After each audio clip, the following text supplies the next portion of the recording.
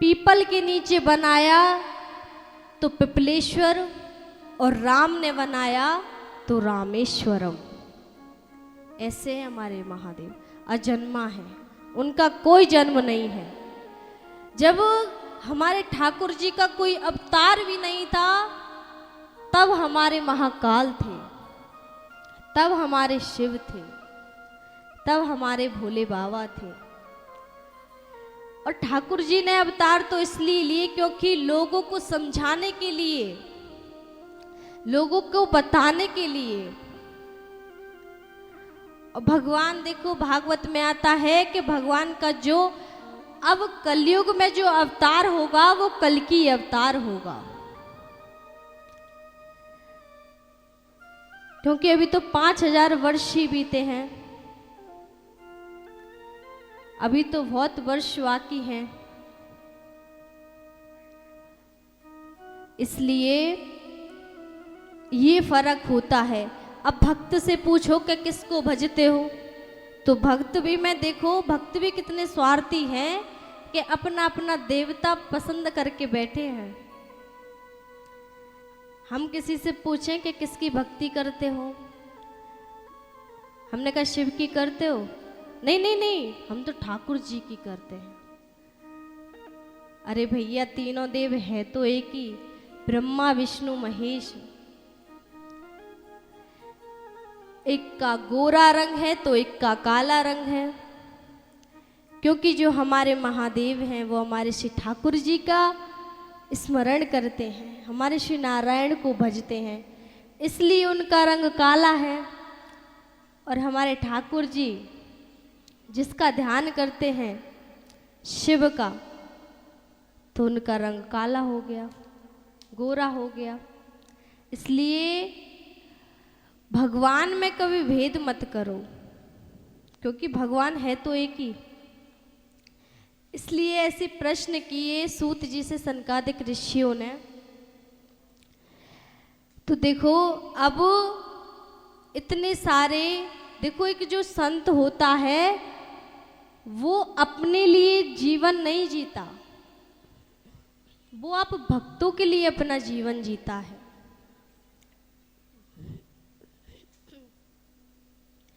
क्योंकि उसे पता है कि अगर भगवान ने हमको इस धरती पर भेजा है तो अपने भक्तों का कल्याण करने के लिए।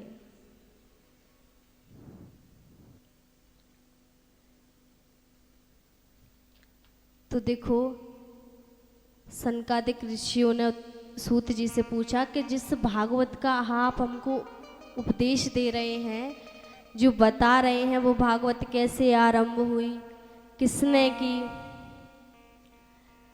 और कैसे की और क्यों की। जब द्वापर युग चल रहा था तो उसकी समाप्ति का जब समय चल रहा था, तो हमारे जो वेद व्यास जी हैं उनको चिंता होने लगी कि हमने 17 पुराण लिख दिए, उनमें ज्ञान भी लिख दिया, लेकिन हमारे मन को अभी भी शांति नहीं है।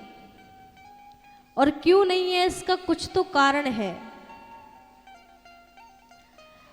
देखो संत अपनी हर चीज में गलती ढूंढते हैं, कितना विद्वान होता है, कितने महापुरुष होते हैं संत। अगर व्यक्ति अपनी गलती देख ले तो उसका कल्याण हो जाता है, क्योंकि व्यक्ति अपनी गलती कभी नहीं देखता, सामने वाले का दोष पहले देखता है। हमारे अंदर क्या अवगुण है वो हम कभी नहीं देखते, दूसरे को बोलते हैं कि हमारे अंदर ये कमी है। तो जब तक आप अपने अंदर कमी नहीं देखोगे, गलती नहीं देखोगे, क्योंकि इतने बड़े महापुरुष वेद व्यास जी जो विष्णु का अवतार है, वो स्वयं अपनी गलती को ढूंढ रहे हैं, वो स्वयं अपनी गलती को देख रहे हैं। तो हम जैसे आम व्यक्ति क्या है। इसलिए बड़े उदास थे। नारद जी आए, नारद जी ने पूछा कि आप इतने उदास क्यों हैं, क्या हो गया, आपके दुख का क्या कारण है। देखो संत के मुंह पर उदासी अच्छी नहीं लगती, खुश रहो और हमको बताओ ऐसा क्या समस्या है। तो नारद जी को बताने लगे कि हमने 17 पुराण लिख दिए, वेद वेदांत लिख दिए, लेकिन हमारा जो हृदय है, जो हमारा मन है, उसको शांति ही नहीं है। अभी भी कुछ ऐसा लग रहा है कि कुछ कहीं ना कहीं कुछ तो कमी है। तो नारद जी कहते हैं कि हाँ कमी तो है, क्योंकि अभी तक तुमने जो आनंद देने वाली कथा है उसको आपने अभी तक, मुझे लगता है, आपने लिखा नहीं है। तो नारद जी के पास 4 श्लोक थे जो उनके पिताजी ने दिए थे। उन्होंने कहा ऐसा करो, इन 4 श्लोकों को लेकर एक भागवत महापुराण की संहिता शुरू करो और भागवत महापुराण लिखो। और ऐसा लिखना इसमें केवल और केवल प्रेम और भक्ति का विषय हो और प्रेम का विषय हो। और ये सत्य बात है, आप अगर भागवत में सुनते हैं तो भक्ति के अलावा और प्रेम के अलावा इसमें कुछ भी नहीं है। या तो कथा आपको भक्ति करना सिखाती है या भगवान से जोड़ करके आपको प्रेम करना सिखाती है।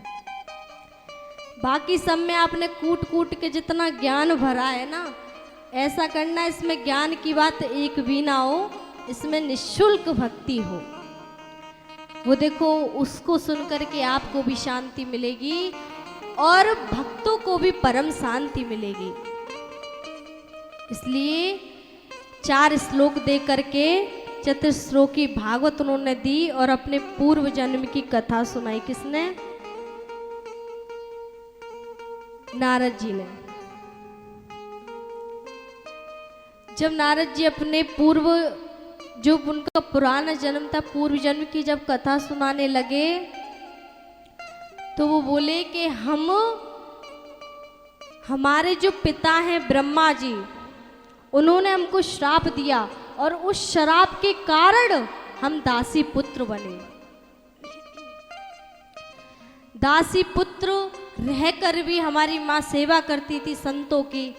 उनके घर पे संत आते थे तो उनको भोजन पवाती थी, उनकी भक्ति करती थी। और बचपन से ही हमने भक्ति की है अपनी माँ के साथ मिलकर के।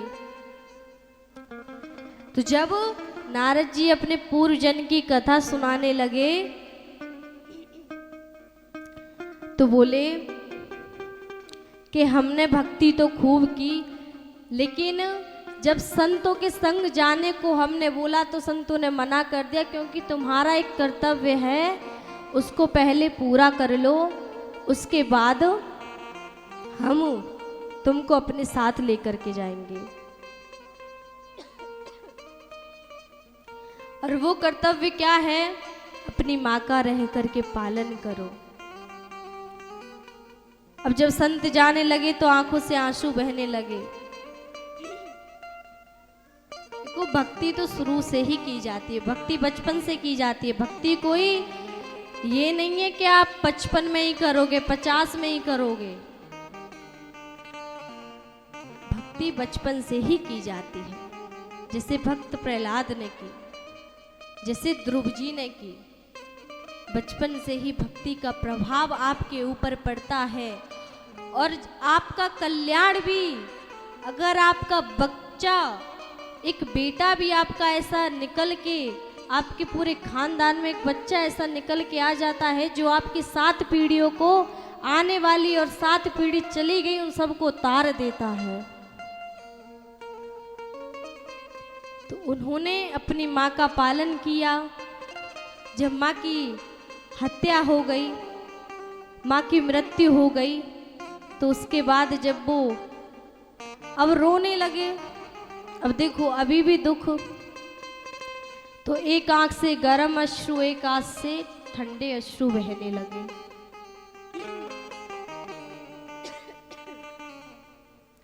क्यों? क्योंकि सुख दुख दोनों थे उनके जीवन में। सुख इस चीज का था कि अब मुझे भक्ति भाव से रोकने टोकने वाला अब कोई नहीं बचा, क्योंकि माई थी। माँ ने बोला भी बचपन है, बड़े होकर के भक्ति कर लेना। अब माँ मर गई तो एक आंख से गरम आंसू आने लगा और एक आंख से ठंडा, कि अब हमको कोई बेटा बोलने वाला नहीं बचा और रोकने टोकने वाला भी नहीं बचा। तो ऐसे एक आंख से ठंडा एक आंख से गर्म अश्रु बहने लगे और संत को ढूंढने की खोज में लग गए। संत को ढूंढने लगे। तो जब संत को खोजा और एक वृक्ष के नीचे बैठ गए, एक नदी में स्नान किया और पावन स्थान पर बैठ गए और बैठ करके भगवान का स्मरण करने लगे। अब जैसे ही भगवान का स्मरण किया तो हमारे ठाकुर जी का प्रत्यक्ष थोड़ा सा ही कुछ समय के लिए ठाकुर जी ने अपनी झांकी नारद जी को दिखाई और तुरंत ठाकुर जी अंतर ध्यान हो गए। उस स्थान पे बैठ करके रोने लगे और उनकी हालत ऐसी हो गई जैसे आप मछली को जल से बाहर निकाल दो तो वो फड़फड़ाने लगती है। ऐसे ही जब ठाकुर जी का दर्शन हुआ तो ठाकुर जी गायब हो गए। तो ऐसी हालत हो गई नारद जी की